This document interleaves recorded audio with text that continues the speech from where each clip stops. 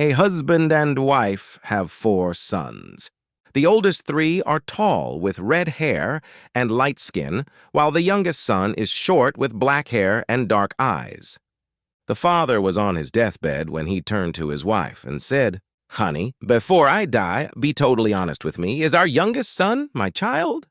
The wife replied, "I swear on everything that's holy that he is your son." With that, the husband passed away. The wife muttered, "Thank God he didn't ask about the other 3. A 15-year-old came home with a Porsche, and his parents began to yell and scream. "Where did you get that car?" He calmly told them, "I bought it today." "With what money?" demanded his parents. "We know what a Porsche costs." "Well," said the boy, "this one cost me $15. The parents began to yell even louder. "Who would sell a car like that for $15? They asked. "It was the lady up the street," said the boy. "Don't know her name. They just moved in. She saw me ride past on my bike and asked me if I wanted to buy a Porsche for $15. "Oh, my goodness," moaned the mother. "She must be a child abuser. Who knows what she will do next? John, you go right up there and see what's going on." So the boy's father walked up the street to the house where the lady lived and found her out in the yard, calmly planting flowers. He introduced himself as the father of the boy, to whom she had sold a Porsche to for $15, and demanded to know why she did it. "Well," she said, "this morning I got a phone call from my husband. I thought he was on a business trip, but I learned from a friend he has run off to Hawaii with his secretary. Then, apparently, she stole all his money and stranded him there. Well, he called me without a dollar to his name and asked me to sell his new Porsche and send him the money. So that's exactly what I did." A group of kindergartners were trying to become accustomed to the 1st grade. The biggest hurdle they faced was that the teacher insisted on no baby talk. "You need to use big people words," she'd always remind them. She asked Chris what he had done over the weekend. "I went to visit my Nana." "No, you went to visit your grandmother. Use big people words." She then asked Mitchell what he had done. "I took a ride on a choo-choo." She said, "No, you took a ride on a train. Use big people words." She then asked Bobby what he had done. "I read a book," he replied. "That's wonderful," the teacher said. "What book did you read?" Bobby thought about it, then puffed out his little chest with great pride, and said, "Winnie the Shit." A guy goes to jail. First night after lights out, he hears someone yell out, "49!" Then the entire cell block bursts out laughing. A few moments later, someone else yells out, "88!" and everyone laughs again. The new inmate turns to his cellmate and asks, "What's with the numbers? Why is everyone laughing?" His inmate replies, "Well, we've all been here so long, we've heard every joke. Instead of telling the entire thing and wasting time, we gave each joke a number, so we can just yell out the joke number and everyone gets a laugh." The new inmate says, "Huh, I guess that makes sense," and after thinking a moment asks, "Can I try?" His cellmate says, "Yeah, sure, go ahead. Just yell out a number, everyone will know which joke you're telling." So the guy yells out into the darkness, 22. But nobody laughs. He frowns, waits a moment, then yells out, 70. Again, nothing. He turns back to his cellmate and asks, "Why is nobody laughing?" His cellmate responds, "Hey man, some people know how to tell a joke and some don't." With his dummy on his knee, he begins his usual routine of endless blonde jokes. Suddenly, a blonde woman in the audience stands on her chair and starts shouting. She says, "I've heard enough of your stupid blonde jokes. What makes you think you can stereotype women like that? What does the color of a person's hair have to do with their worth as a human being? It's guys like you that keep women like me from being respected at work, in the community, and from reaching our full potential as a person."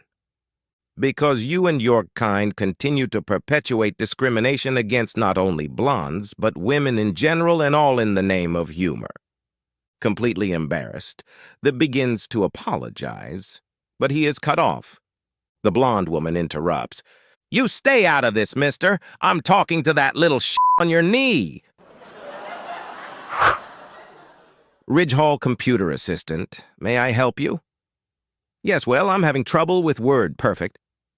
What sort of trouble? Well, I was just typing along, and all of a sudden the words went away. Went away. They disappeared. So what does your screen look like now? Nothing. Nothing? It's blank. It won't accept anything when I type. Are you still in Word Perfect, or did you get out? How do I tell? Can you see the C prompt on the screen? What's a C prompt? Never mind. Can you move the cursor around on the screen?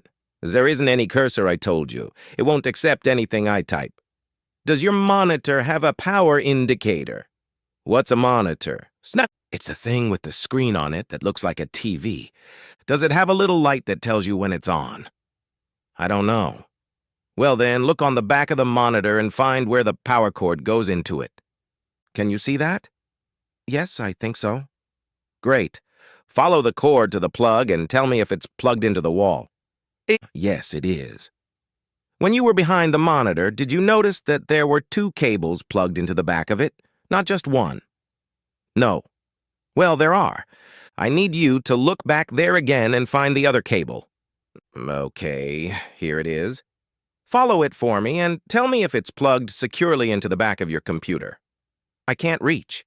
Well, can you see if it is? No. Even if you maybe put your knee on something and lean way over. Oh, it's not because I don't have the right angle, it's because it's dark. Dark? Yes, the office light is off, and the only light I have is coming in from the window. Well, turn on the office light then. I can't. No? Why not? Because there's a power outage. A power outage? Okay, we've got it licked now. Do you still have the boxes and manuals and packing stuff your computer came in? Well, yes. I keep them in the closet. Good. Go get them and unplug your system and pack it up just like it was when you got it. Then take it back to the store you bought it from. Really? Is it that bad? Yes. I'm afraid it is. Well, all right then, I suppose. What do I tell them? Tell them you're too stupid to own a computer. This truck driver hauling a tractor trailer load of computers stops for a beer. As he approaches the party, he sees a big sign on the door saying, "Nerds not allowed. Enter at your own risk." He goes in and sits down. The tender comes over to him. "You smell kind of nerdy. What do you do for a living?" "I drive a truck, and the smell is just from the computers I'm hauling." "Okay, truck drivers are not nerds," he says, and serves him a beer. As he is sipping his beer, a skinny guy walks in with tape around his glasses, a pocket protector with 12 kinds of pens and pencils, and a belt at least a foot too long. The tender, without saying a word, pulls out a shotgun and blows the guy away. The truck driver is totally shocked. "Why did you do that?" "Not to worry, the nerds are overpopulating Silicon Valley and are in season now. You don't even need a license." The truck driver finishes his beer, gets back in his truck, and heads back onto the freeway. Suddenly, he veers to avoid an accident, and the load shifts. The back door breaks open, and computers spill out all over the freeway. He jumps out and sees a crowd already forming, grabbing up the computers. They are all engineers, accountants, and programmers wearing the nerdiest clothes he has ever seen. He can't let them steal his whole load. So, remembering what happened in the party, he pulls out his gun and starts blasting away, felling several of them instantly. A highway patrol officer comes zooming up and jumps out of the car, screaming at him to stop. "What's wrong?" "I thought nerds were in season," says the truck driver. "Well, sure," says the patrolman, "but you can't bait 'em." 7. After a very busy day, a commuter settled down in her seat and closed her eyes as the train departed Rome-Assant for Cleveland. As the train rolled out of the station, the guy sitting next to her pulled out his mobile phone and started talking in a loud voice. "Hi, sweetheart. It's Eric. I'm on the train. Yes, I know it's the 6:30 and not the 4:30, but I had a long meeting. No, honey, not with that floozy from the accounts office, with the boss. No, sweetheart. You're the only one in my life. Yes, I'm sure.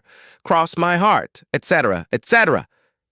15 minutes later, he was still talking loudly when the young woman sitting next to him, who was obviously angered by his continuous diatribe, yelled at the top of her voice, "Hey, Eric, turn that stupid phone off and come back to bed."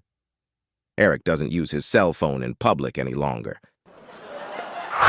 A city guy needs a bio break while driving through the country. He stops at a gas station, and they only have an outhouse. He goes back to the outhouse, and there are 2 holes, one of them in use. He goes up to use the other one.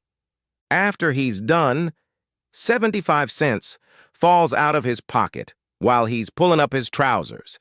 He looks in the hole, finishes pulling up his trousers, and pulls out his wallet. He pulls out $200 bills and throws them in the hole. The other gentleman in the outhouse has been watching and says, "What the hell did you do that for?" He says, "You don't think I'm going down there for 75 cents, do you?" Tiger Woods and Stevie Wonder are in a party. Tiger turns to Stevie and says, "How's the singing career going?" Stevie replies, "Not too bad. How's the golf?" Woods replies, "Not too bad. I've had some problems with my swing, but I think I've got that right now." Stevie says, "I always find that when my swing goes wrong, I need to stop playing for a while and not think about it. Then the next time I play, it seems to be all right." Incredulous, Tiger says, "You play golf?" Stevie says, "Yes, I've been playing for years." Tiger says, "But you're blind. How can you play golf if you can't see?" Stevie Wonder replies, "Well, I get my caddy to stand in the middle of the fairway and call to me. I listen for the sound of his voice and play the ball towards him.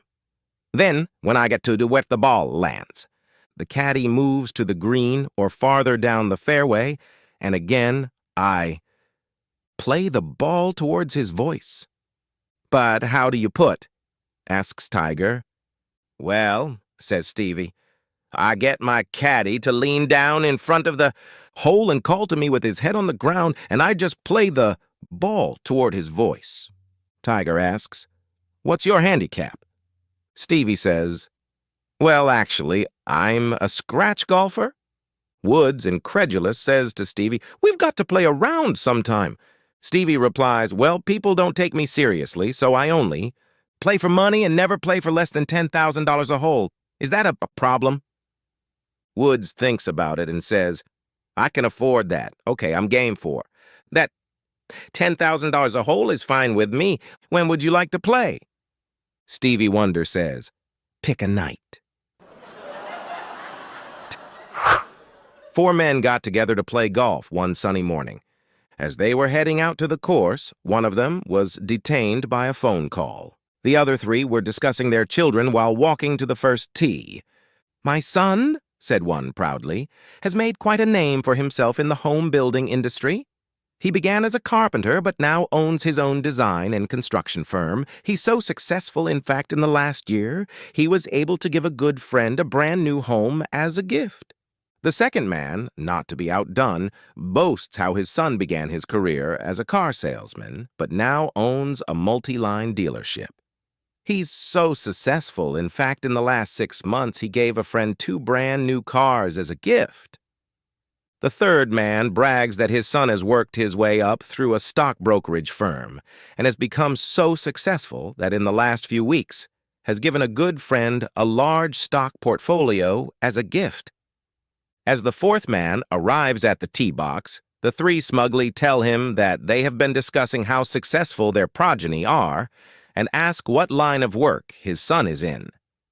To tell the truth, I'm not very pleased how my son has turned out, he replies. For 15 years he's been a hairdresser, and I've just recently discovered he's gay.